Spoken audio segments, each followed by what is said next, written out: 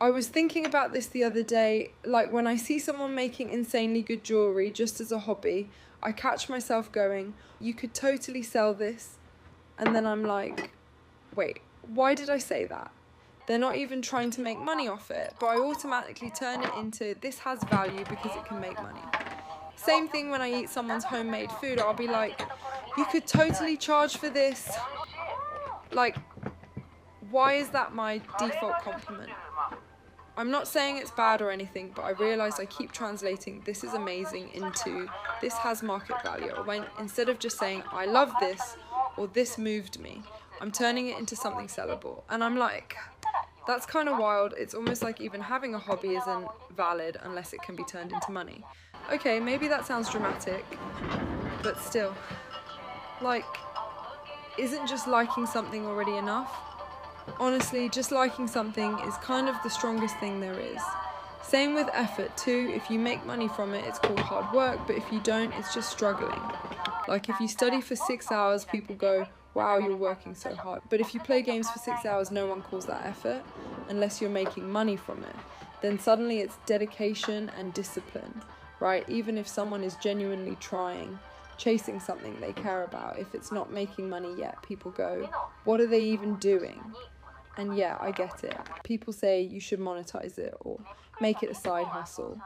I do side gigs too, so I'm not against it. But still, a hobby is already valuable just because you enjoy it. Actually, it's not even about value or not. You like it because it's fun, and that should be enough, right?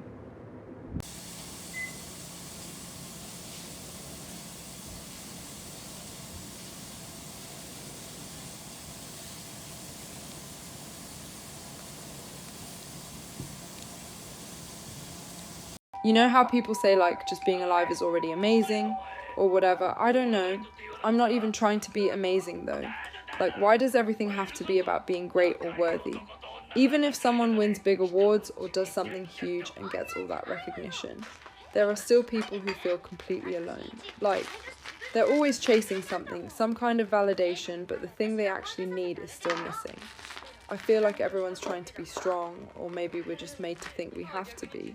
But in the end, that emptiness isn't fixed by becoming important or successful. It's more like you just want that one person to see you, right? And when that person is gone or you can't reach them anymore, you just keep chasing it forever. And somehow we turn that being worthy into money. Like how much you make equals how valuable you are. But honestly, there's no such thing as a strong person. At best, it's just being in a strong moment. Everyone has weak moments too, and for me, if I'm acting tough or trying too hard, that's exactly when I know I'm actually not okay. So like, instead of you're already perfect just for being alive, I'd rather feel like even if I'm a total zero today, I'm still allowed to exist. That feels more real to me.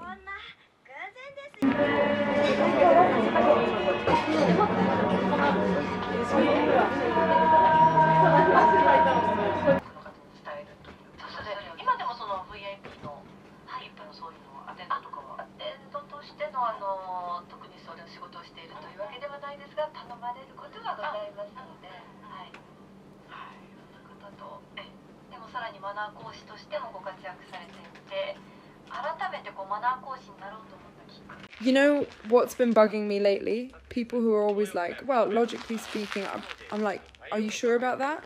I was thinking about it the other day walking through Shinjuku Station. That place is chaos, right? People coming from everywhere, no clue where they've come from or where they're going. And when you almost bump into someone, you get annoyed like, oi, what are you doing? Just walk properly. Pick a direction, mate. But then I realised, from their point of view, I probably look just as all over the place. I'm just walking straight in my own way, and they are too. Everyone's come from somewhere, everyone's heading somewhere. So even if someone looks completely random or messy, there's still a path behind them and a destination ahead. And I feel like that's kind of how arguments work too. Like when people go, that's emotional, or be rational for a second. Half the time, it's just a way to shut the other person down.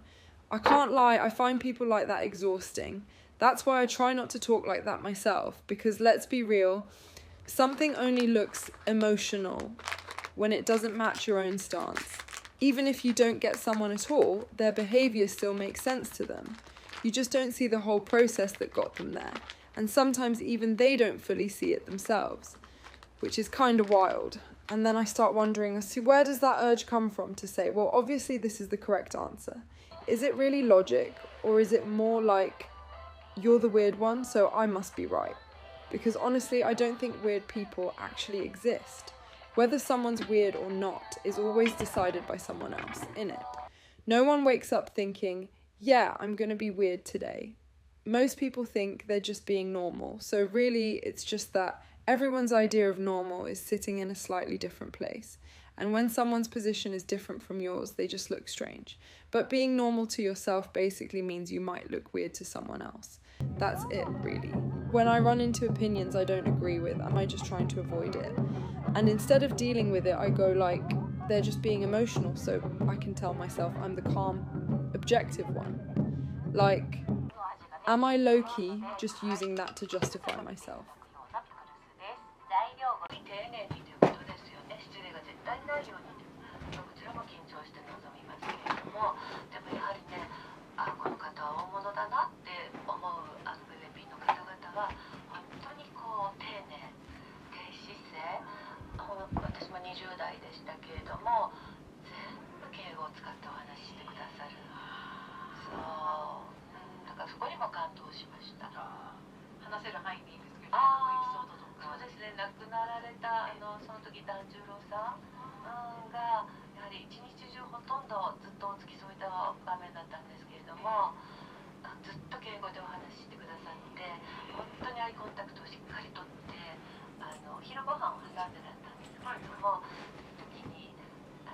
So you know how I said the other day, everyone says all body types are fine, but then, is it not okay to want to be skinny?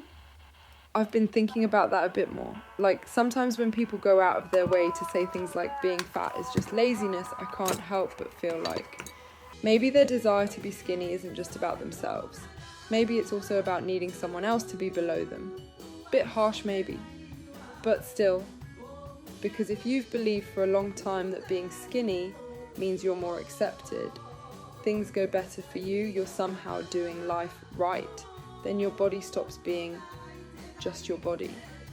It kind of becomes your whole way of existing, doesn't it? So when someone says all body types are fine, it doesn't just sound like acceptance. It can sound like being skinny isn't actually worth anything.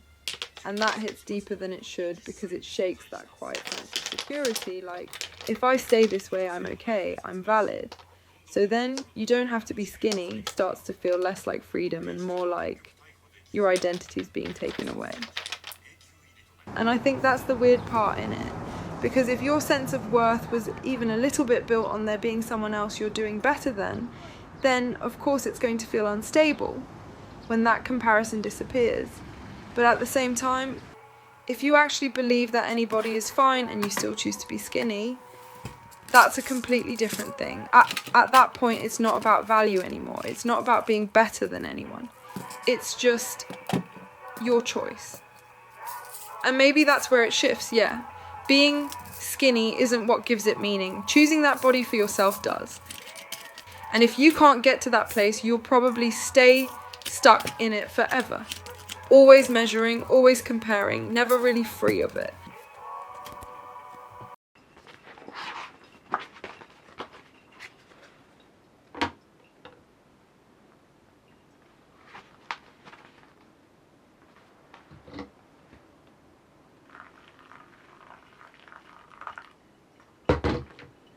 I was chatting with Satoko the other day and she goes, I found out this guy I'd been seeing didn't even know Vincent van Gogh. Like, how do you go through life not knowing Van Gogh?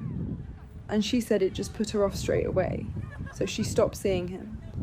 And I was thinking, you know those people who say they can't deal with someone who has no culture, like it's just laziness or whatever? I always feel like they're missing something quite big there. Like, yeah, sure, effort matters, but you can't really talk about effort without talking about what makes effort possible in the first place. The kind of environment you grew up in, whether you even had access to books or art, whether you had the time, money or headspace to care about those things. Even just being around people who treat that stuff as valuable. All of that comes first, and then effort sits on top of it. And also when people say culture or being cultured, it's often quite a specific kind, isn't it? Travelling abroad, reading certain books, knowing art, wine, that sort of thing. It's a bit middle class coded, if I'm honest. But what about people who couldn't just hop on a plane? Or people who had to stay home for family reasons? Or people whose lives are rooted in one place but have really deep relationships and experiences there? Or people who've built up loads of practical, hands-on knowledge through their work? That's still knowledge. It's just not the kind that gets labelled as culture. So when someone says they don't like people who lack culture, but at the same time they're not really imagining other people's circumstances, I don't know. It feels a bit ironic. Like, whose perspective is actually narrow there? I also think what people call culture is quite personal anyway.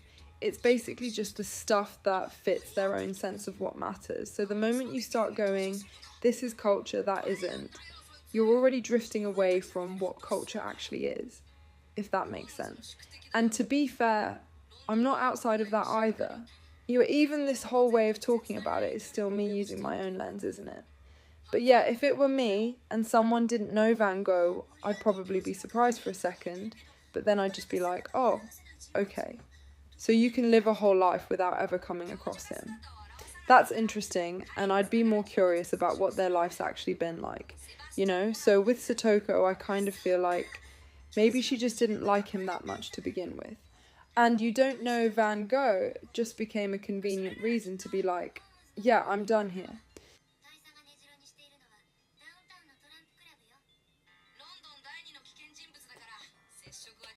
I'm Airman Ethan Manolastis.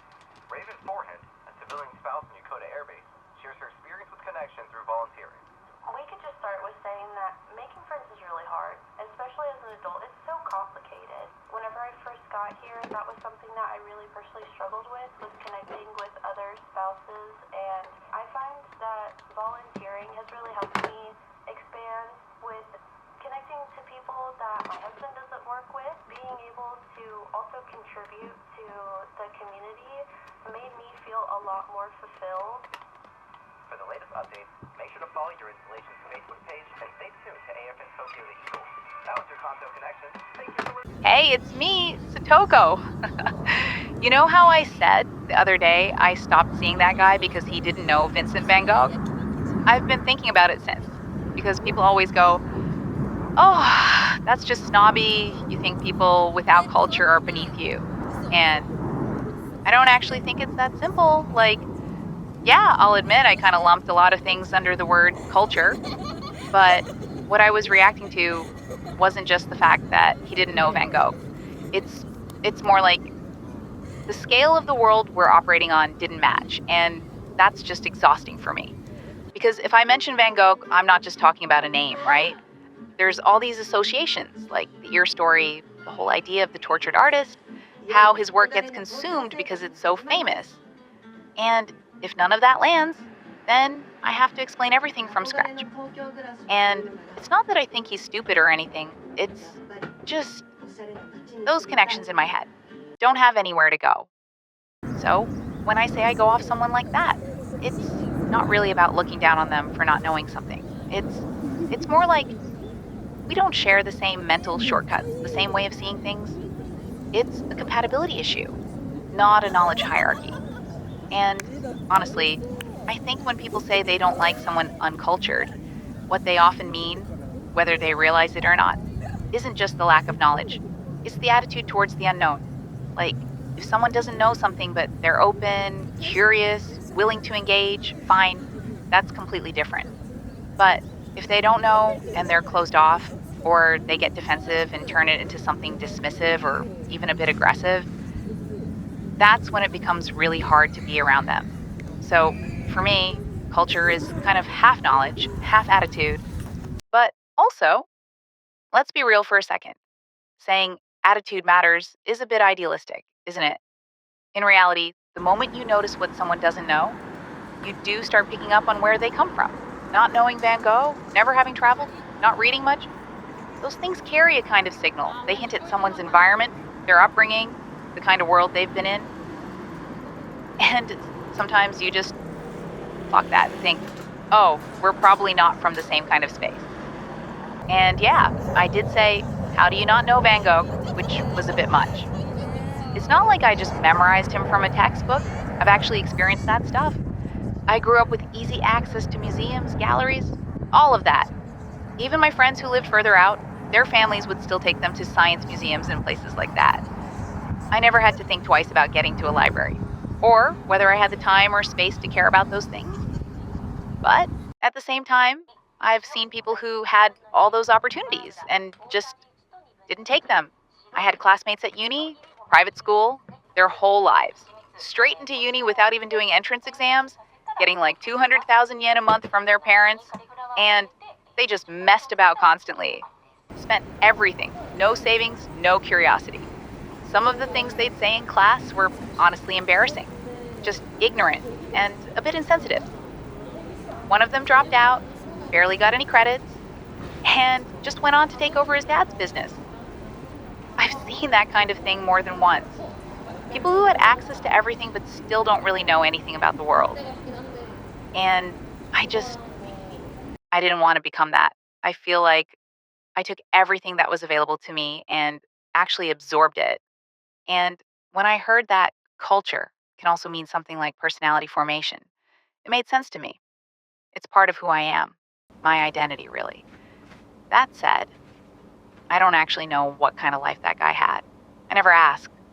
I guess what I'm really saying is I like people who are from a similar cultural world to me. But instead of just admitting that, I kind of turned it into this whole thing about effort. And once you frame it as effort, it becomes moral, doesn't it? Like, people who try are good, people who don't are lazy and boring. It makes it a lot easier to justify why you don't like someone. But yeah, what I was doing basically was filtering people through culture. And it sounds like it's about knowledge, but it's actually about taste, class, pace, conversational style, and how I see myself.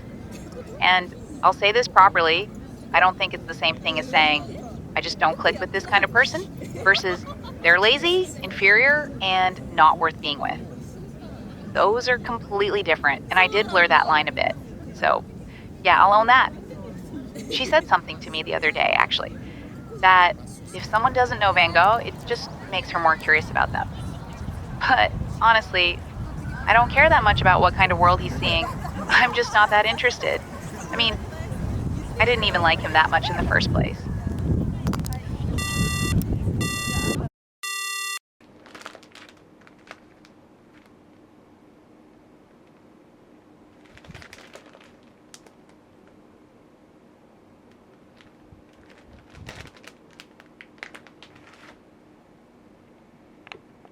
Do you ever think this though? Like, when people go on about diversity, are they just trying to be that good, decent person?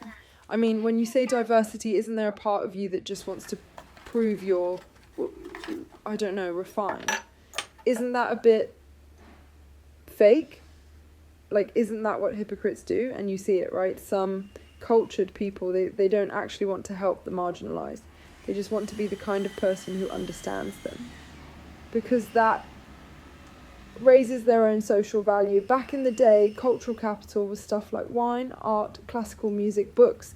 Now it's like understanding feminism, being considerate of diversity, being sensitive to minority issues, caring about environmental problems, that sort of thing. And look, I'm not saying hypocrisy is bad. Even fake justice, if it ends up helping someone, fine. That's not the point. But what we shouldn't forget is wanting to be a good person. So you learn things, that's just the motivation, that's it. Because who you actually become, what kind of person you end up being, that's just a result. And personality isn't that simple anyway. It's not like some neat little program based on conditions. Way messier than that.